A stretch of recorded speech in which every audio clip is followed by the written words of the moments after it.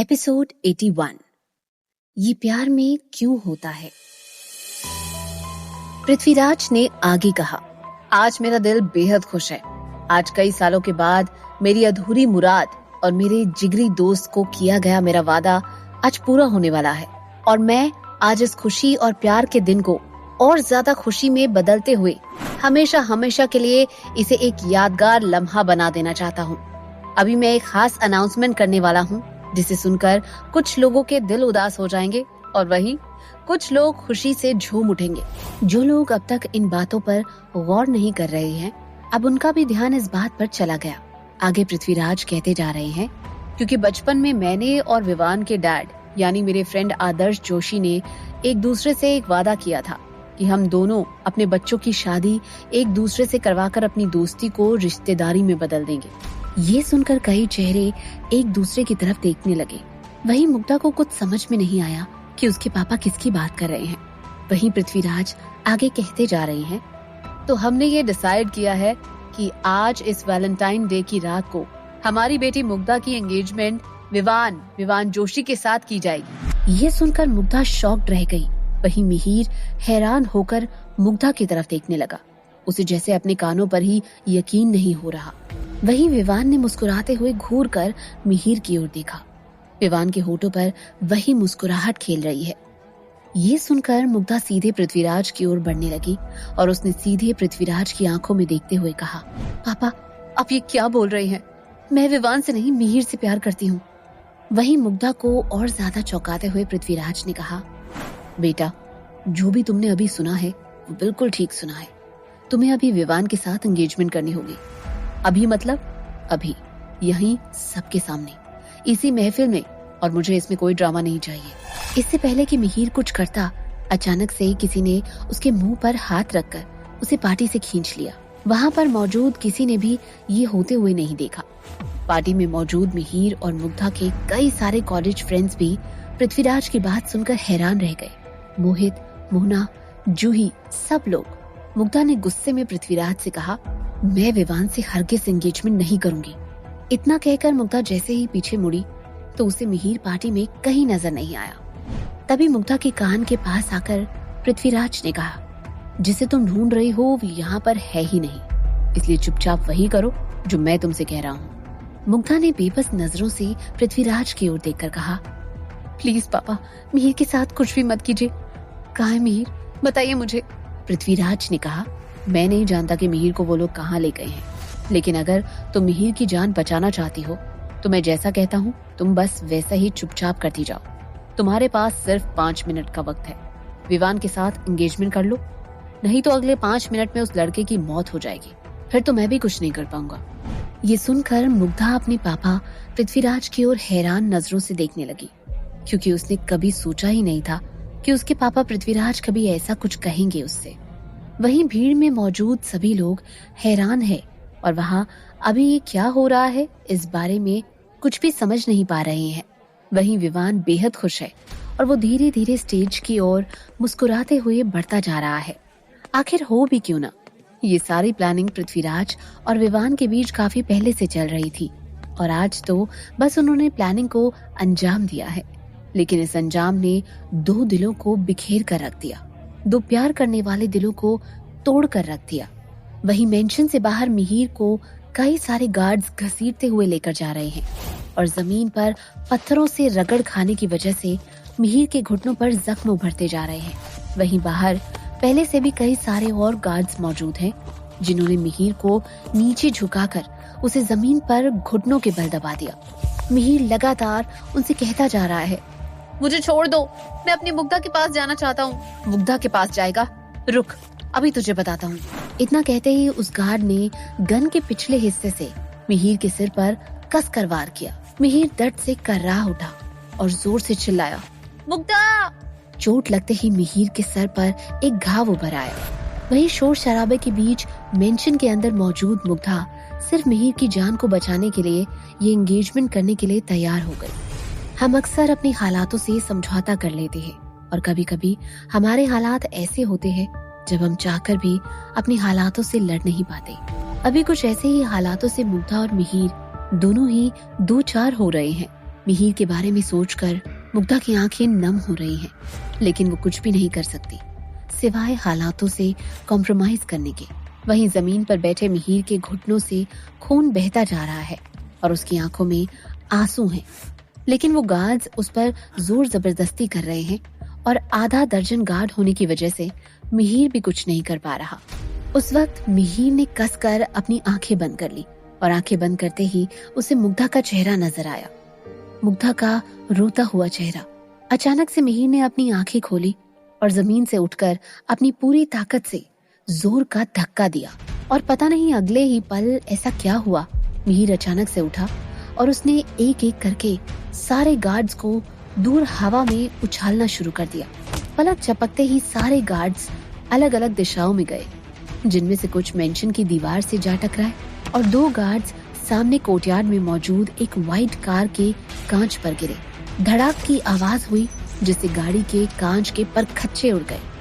वहीं कुछ गार्ड जमीन पर जोर से गिरे और उनकी कई सारी हड्डियां चटक गई। वहीं मिहिर खुद को संभालते हुए उठा और भागकर मेंशन के अंदर दाखिल हुआ। वहीं अंदर का माहौल अब पूरी तरह से बदल चुका है। सामने जो नजारा मिहिर ने अपनी आंखों से देखा, उसे देखकर मिहिर को एक पल के लिए जैसे यकीन ही नहीं हुआ, क्योंकि ठीक उसकी आंखों के सामने सब लोग एक स्टेज को घेर कर खड़े हैं। सभी लोग तालियां बजाते जा रहे हैं और तभी देखते ही देखते मुग्धा ने विवान को एंगेजमेंट रिंग पहना दी और वहीं विवान के होठों पर एक बड़ी सी स्माइल नजर आ रही है। वहीं मिहिर वहां अपनी आंखों में आंसू लिए चुपचाप भीड़ से दूर एक कोने में खड़ा है। अपनी जिंदगी मुग्धा को किसी और का होता हुआ देखकर मिहिर पूरी तरह से टूट गया और वहीं उनकी तरफ देखते हुए मिहिर को उस पल अपने सीने के बाएं हिस्से में तेज दर्द महसूस हुआ। तेज बेहिसाब दर्द, जैसे कोई खंजर उसके सीने के आर पार हो गया हो। ये दर्द अपनी मोहब्बत को खोने का दर्द, क्योंकि मोहब्बत में दिल, जिस्म, रूह सब तड़प उठती है। ये देखकर मिहिर वापस से बाहर उन गार्ड्स की ओर मुड़ गया, जैसे कि वो खुद उनसे कह रहा हो कि मार लो मुझे, अब वैसे भी मेरी जिंदगी में बचा ही क्या है। वहीं मेंशन के बाहर गार्ड्स देखते ही देखते मिहिर को मारने लगे। इस बार मिहिर ने बदले में कुछ नहीं किया। वो चुपचाप बिना कोई हरकत किए उनके लात घूंसे खाता रहा। उसकी आंखों पर चोट लगी, माथे से खून बहने लगा, लेकिन मिहिर ने उफ तक न की, जैसे कि उसे दर्द महसूस ही ना हो रहा हो, क्योंकि जो दर्द उसे अपने सीने में उस वक्त महसूस हो रहा है, वो दर्द मुग्धा को खोने के दर्द के सामने कुछ भी नहीं। उस वक्त भी उसके होंठों पर सिर्फ एक ही नाम है, मुग्धा का नाम। मुग्धा, मुग्धा, जैसे कि मुग्धा उसके चोट का मरहम हो, उसके दर्द में उसकी राहत हो। लेकिन मुग्धा इस हालत में भी उसके करीब नहीं है। वहीं मिहिर को बुरी तरह से मार खाता हुआ देखकर सब इंस्पेक्टर रोशन भागा भागा सीधे इंस्पेक्टर दुर्गा प्रसाद के पास गया और उसने कहा, सर, वहाँ कुछ लोग मिहिर को बुरी तरह से मार रहे हैं। इंस्पेक्टर दुर्गा प्रसाद भागते हुए मेंशन से बाहर जाते हैं। वहाँ चोट खा रहे मिहिर को देखकर दुर्गा प्रसाद जोर से चिल्लाए, खबरदार, पीछे हटो तुम सब। और अपनी गन बाहर निकालकर दुर्गा प्रसाद भीड़ को चीरते हुए सामने आए। वहीं मिहिर उन गार्ड्स की तरफ देखते हुए कह रहा है, तुम सब रुक क्यों गए? मारो मुझे, मारो मुझे और मारो। ये दर्द उस दर्द के सामने कुछ भी नहीं है जो मुझे मेरी मोहब्बत ने मुझे दिया है, कुछ भी नहीं है। वहीं मिहिर एक गार्ड की ओर बढ़ा और उसका हाथ कसकर पकड़ लिया। मारो मुझे, रुक क्यों गए? तभी इंस्पेक्टर दुर्गा प्रसाद मिहिर के सामने पहुंच गए और उन सभी गार्ड्स की ओर घूर कर कहा, हट जाओ यहाँ से। मिहिर, मिहिर, तुम ठीक तो हो मिहिर? दुर्गा प्रसाद की नजरें उस वक्त सिर्फ और सिर्फ मिहिर पर टिकी हुई हैं और मिहिर के होठों से और माथे से लगातार खून बहता जा रहा है। इंस्पेक्टर दुर्गा प्रसाद ने मिहिर को संभालते हुए कहा, चलो मैं तुम्हें घर छोड़ देता हूँ, तुम्हारी हालत ठीक नहीं, चलो मेरे साथ मिहिर। लेकिन मिहिर ने इंस्पेक्टर दुर्गा प्रसाद का हाथ छुड़ाते हुए कहा, अंकल, मैं इस वक्त सिर्फ अकेला रहना चाहता हूँ, मैं बिल्कुल ठीक हूँ। दुर्गा प्रसाद ने कहा, तुम ठीक नहीं हो मिहिर, देखो कितना खून बह रहा है। मिहिर ने कहा, अंकल, जो घाव मेरे दिल में लगा है वो इस खून के सामने कुछ नहीं है, मैं अकेले चला जाऊंगा, मैं अभी मरा नहीं हूँ। दुर्गा प्रसाद ने मिहिर को रोकना चाहा, नहीं मिहिर रुको, लेकिन वहीं मिहिर ने इंस्पेक्टर दुर्गा प्रसाद की कोई बात न सुनी। मिहिर ने एक नजर मेंशन की ओर देखा और बिना कुछ कहे बिना पीछे मुड़े निकल गया और वो बिना कोई मौका गवाए वहां मेंशन से निकलकर भागने लगा। मिहिर तेज तेज भागने लगा, जितना तेज वो भाग सकता है। उस लम्हे में भागते हुए वो कुछ लोगों से भी टकराया, लेकिन वो ना रुका। अपनी आंखों में आंसू लिए वो सिर्फ भागता रहा, भागता रहा। आखिर में भागता हुआ मिहिर एक जगह आकर ठहरा। शायद सब लोग गम को भुलाने के लिए इसी एक जगह को तलाशते हैं, नशे में डूब जाना चाहते हैं। शायद शराब में डूबकर हम अपने गम भूल जाते हैं, क्योंकि शराब ही इश्क के बाद एक ऐसा नशा है जिसकी खुमारी में हम जितना डूबते जाते हैं, हम खुद को भूल जाते हैं। मिहिर एक बार में दाखिल होकर एक खाली टेबल देखकर वहां बैठ जाता है और एक वेटर को बुलाकर उसे अपने सारे पैसे देते हुए कहता है, इतने पैसों में जितना नशा हो सकता है मुझे उतनी शराब लेकर आओ। वहीं थोड़ी देर बाद एक एक करके कई सारी बोतल मिहिर के सामने आती रही। मिहिर घूंट दर घूंट अपने गम को शराब के नशे में घोलकर पीता जा रहा है। हर एक घूंट में उसे मुग्धा की याद आती है और वो अपना गम भुलाने के लिए ज्यादा शराब पीने लग जाता है। शराब पीने के दौरान भी मिहिर की आंखों से आंसू बहते जा रहे हैं, जैसे कि वो अपने दर्द को अपनी आंखों से बहा रहा हो और उसे मुग्धा के किए गए वो सारे वादे याद आ रहे हैं। मिहिर, मैं हमेशा तुम्हारा हाथ थामे रहूंगी। मेरे होते हुए तुम्हें कुछ भी नहीं हो सकता, क्योंकि तुम ही से मेरा वजूद है। मेरा नाम मिहिर है और तुम्हारा नाम मुग्धा। ये सोचकर मिहिर की आंखों से और ज्यादा आंसू बहने लगे। उसने खाली हो चुकी शराब की बोतल को जमीन पर जोर से पटक दिया। बोतल जमीन पर गिरकर छनाक की आवाज के साथ टकराई और चूर चूर हो गई। वहीं मिहिर अपने टेबल पर झुककर बेतहाशा तड़प तड़प कर रोने लगा। मुग्धा, तुमने ऐसा क्यों किया? क्यों किया तुमने ऐसा मेरे साथ? क्या कमी थी मेरे प्यार में? क्या मेरी हैसियत ही इस मोहब्बत की कुर्बानी की वजह है? मुग्धा! मिहिर दोबारा से चिल्लाया और नशे की हालत में जमीन पर निढाल होकर गिर गया। उसकी आंखें हल्की हल्की बंद होने लगी, लेकिन नशे की हालत में भी वो बड़बड़ाता जा रहा है। मुग्धा, तुमने मुझसे वादा किया था, चाहे कुछ भी हो जाए तुम मेरा साथ नहीं छोड़ोगी। फिर आज तुमने ऐसा क्यों किया? तुमने मेरा हाथ क्यों छोड़ दिया? अब मेरे वजूद का क्या होगा? तुम्हारे बिना मेरा क्या होगा? मुग्धा, मुग्धा! एक बार और मिहिर जोर से चिल्लाया। मिहिर जैसे तैसे उठकर संभला और दोबारा से टेबल पर गिरते पड़ते उठकर बैठा और बाकी की बची हुई शराब पीने लगा। और बहुत ज्यादा नशा हो जाने के कारण मिहिर सारी बोतलें उठा उठाकर जमीन पर फेंकने लगा। वहां आसपास टेबलों के ऊपर भी जितनी सारी खाली बोतलें थी, उन्हें भी उठाकर मिहिर एक एक कर इधर उधर फेंकने लगा। और उस दौरान भी वो रोता जा रहा है और बार बार मुग्धा का नाम लेता जा रहा है। मुग्धा, तुमने ऐसा क्यों किया मेरे साथ? मुग्धा! वहीं आखिर में मजबूरी में आकर बार वालों ने मिहिर को जोर जबरदस्ती करके बार से बाहर निकाल दिया। मिहिर अपने गंदे कपड़ों के साथ लड़खड़ाता हुआ उठा और आगे बढ़ने लगा। उसकी टांगे अब भी जख्मी हालत में है, लेकिन इसे उसकी कोई परवाह नहीं।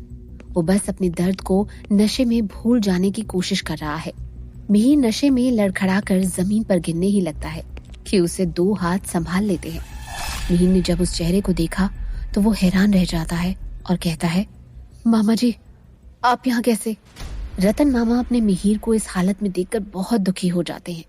वो मिहिर को ढूंढते ढूंढते यहाँ पहुंच गए होते हैं। रतन मामा ने मिहिर से कहा, तूने इतनी शराब पी मिहिर? वहीं असल बात को छिपाने की कोशिश करते हुए मिहिर ने कहा, वो मामा जी, पार्टी बहुत अच्छी थी ना, तो थोड़ी ज्यादा हो गई। अपनी आंखों में आंसू भरते हुए रतन मामा ने कहा, अपने मामा से झूठ बोल रहा है। मिहिर हैरान होकर रतन मामा की ओर देखने लगता है। रतन आगे कहते जा रहे हैं, मेरे बच्चे, मुझे सब पता है कि उस पार्टी में क्या हुआ। मुझे दुर्गा ने फोन करके सब बता दिया।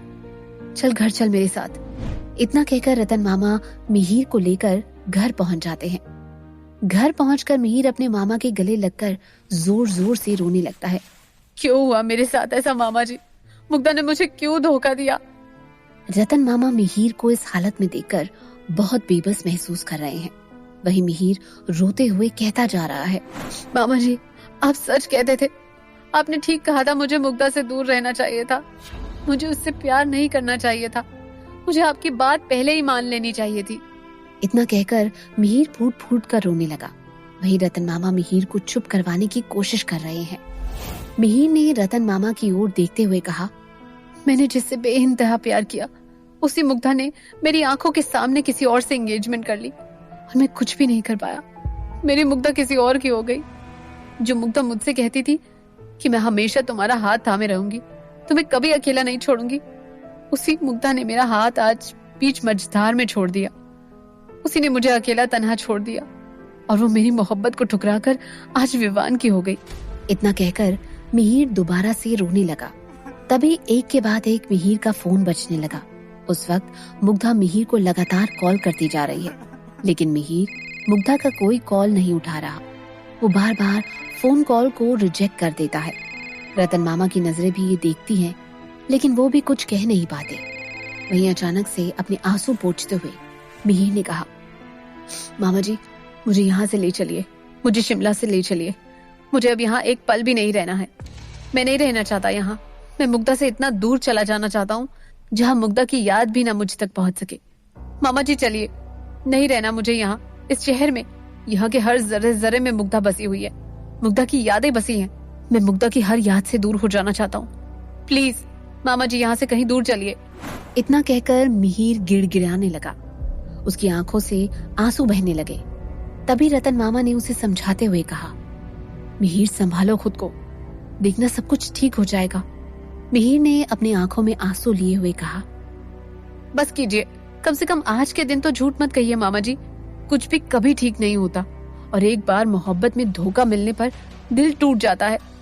ये बात आपसे बेहतर कौन जान सकता है। ये सुनकर रतन की आंखें भी नम हो गई, क्योंकि मिहिर सच ही तो कह रहा है। वहीं मिहिर ने आगे कहा, आपकी मोहब्बत भी तो कभी मुकम्मल नहीं हो सकी थी, और आज मेरी मोहब्बत, मेरी मुग्धा भी मेरा साथ छोड़कर मुझसे दूर चली गई। रतन मामा सिर्फ मूक दर्शक की तरह मिहिर को देखते रहे, क्योंकि मिहिर के गम को वो अच्छे से समझ पा रहे हैं, क्योंकि उनकी गायत्री की यादें अब भी उनके जहन में ताजा हैं। वहीं ओल्ड विला में मिहिर को कई बार कॉल करने के बाद भी जब मिहिर ने मुग्धा का फोन नहीं उठाया, मुग्धा अपने कमरे में फूट फूट कर रोती जा रही है। मिहिर को याद करके उसकी आंखों से आंसू बहते जा रहे हैं। उसकी आंखों के आंसुओं का रंग लाल है। हर बहता हुआ आंसू चीख चीख कर जैसे उसकी मोहब्बत मिहिर को पुकार रहा है। मुग्धा ने मजबूरी में जो कुछ भी किया उसे लेकर, उसे सोच सोच कर मुग्धा अपनी किस्मत को कोस रही है। आखिर में उसने ऐसा सिर्फ और सिर्फ मिहिर की जान बचाने के लिए ही तो किया था। लेकिन इस वक्त मुग्धा को ये सब सोचकर बहुत ज्यादा बुरा लग रहा है।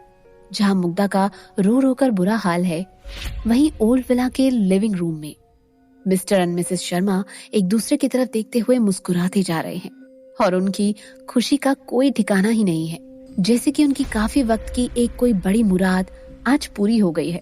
पृथ्वीराज ने माया की तरफ देखते हुए पूछा, सिंगल मॉल्ट? माया ने स्माइल करते हुए कहा, व्हाई नॉट। इसके बाद दोनों हस्बैंड एंड वाइफ जाम से जाम टकराकर अपनी खुशी में नशे के साथ इजाफा करने लगे और आज उनके इस खुशी के पल को विस्की के साथ सेलिब्रेट करने लगे। वहीं उनकी मुस्कुराहटें दूसरे कमरों तक भी पहुंच रही हैं। समीर ने अचानक से लिविंग रूम में जाकर उनसे कहा, मॉम, डैड, आपने आज ये बिल्कुल भी अच्छा नहीं किया। आप लोग जानते थे कि मुग्धा मिहिर से प्यार करती है, लेकिन फिर भी आपने ऐसा किया, क्यों? वहीं पृथ्वीराज को इन बातों से जैसे कोई फर्क ही नहीं पड़ रहा हो। वहीं ऋतु भी वहां आ गई और उसने समीर को चुप कराते हुए कहा, शट अप समीर, तुम्हें बहुत पता है आज मॉम डैड ने जो कुछ भी किया वो बिल्कुल ठीक किया है। ये तो बेहद खुशी की बात है। मुग्धा विवान के साथ बहुत खुश रहेगी। कुछ लम्हों के बाद समीर और ऋतु वहां से चले गए, लेकिन पृथ्वीराज और माया का जश्न आगे उसी एहतराम से जारी रहा। वहीं जहां उन दोनों का जश्न जोर शोर से चल रहा है, तभी लिविंग रूम में रोते हुए मुग्धा दाखिल हुई और उसने रोते हुए कहा, आप दोनों यहाँ जश्न मना रहे हैं मेरी बर्बादी का? ये सुनकर अचानक से पृथ्वीराज और माया की मुस्कुराहट थम गई। वहीं मुग्धा ने आगे कहा, मेरी आंखों में आंसू है और आपके होठों पर मुस्कुराहट। अब दोनों खुशी मना रहे हैं मेरी जिंदगी की सारी खुशियां छीनकर। वहीं पृथ्वीराज ने विस्की का ग्लास कांच की टेबल पर रखते हुए कहा, बेटा, मैंने जो कुछ भी किया तुम्हारी भलाई के लिए किया है। विवान के साथ तुम खुश रहोगी, उसके साथ तुम्हारी लाइफ सेट हो जाएगी, और वहीं मीर के साथ रहकर तुम्हें कुछ भी नहीं मिलेगा। He is just a loser. वो हमारे और विवान के सामने कुछ भी नहीं है। मुग्धा ने फ्रस्ट्रेट होकर चीखते हुए कहा, ऐसे कैसे कर सकते हैं आप मेरे साथ? आपने मुझे धोखा दिया है। आपने ब्लैकमेल करके अपनी बेटी को धोखा दिया है। मैंने सोचा था आप मुझसे प्यार करते हैं, आपको मेरी फीलिंग्स की कदर है, लेकिन मैं गलत थी। I was totally wrong. वहीं माया ने मुग्धा को पृथ्वीराज से ऊंची आवाज में बात करते हुए देखा तो उसने बीच में ही टोकते हुए मुग्धा से कहा, तुम अपने पापा से ऐसे कैसे बात कर सकती हो, उस बेकार से लड़के के लिए? क्या तुम अपनी तमीज भूल गई हो? मुग्धा ने गुस्से में कहा, आप तो ना ही बोले तो बेहतर है। मैं तो आपसे बात तक नहीं कर रही। कौन लगती हैं आप मेरी? कोई भी तो नहीं। वही गुस्से में आग बबूला होते हुए पृथ्वीराज ने कहा, मुग्धा अपनी हद में रहो। You are crossing your limits. Mugdha ने अपनी हालात पर हंसते हुए कहा, मैं हद में रहूं? और आप? क्या आपने आज जो कुछ भी किया उसके लिए आपने अपनी हद का ख्याल रखा? आपने तो इमोशनल करके खंजर मारा है मेरे दिल पर। आपने मेरी फीलिंग्स के साथ खिलवाड़ किया है। ये सुनकर गुस्से में पृथ्वीराज की नसें फूलने लगी। उनके चेहरे पर लाल खून उतर आया और गुस्से में उन्होंने चिल्लाते हुए कहा, तुम्हारी इतनी हिम्मत? तुम इस तरह से बात कर रही हो हमसे? इतना कहते हुए पृथ्वीराज गुस्से में आगे बढ़े और दीवार पर टंगी हुई चांदी के खंजर को उठाकर वो मुग्धा की ओर तेजी से बढ़ने लगे। अपने करीब अपने पापा को आता हुआ देखकर भी मुग्धा ने कोई हरकत न की। पृथ्वीराज ने चांदी के खंजर को मुग्धा के सीने से जैसे ही लगाया और उसे मारने को हुए तो क्या होगा कहानी में आगे? क्या पृथ्वीराज वाकई में वो चांदी का खंजर मुग्धा के सीने के आर पार कर देंगे?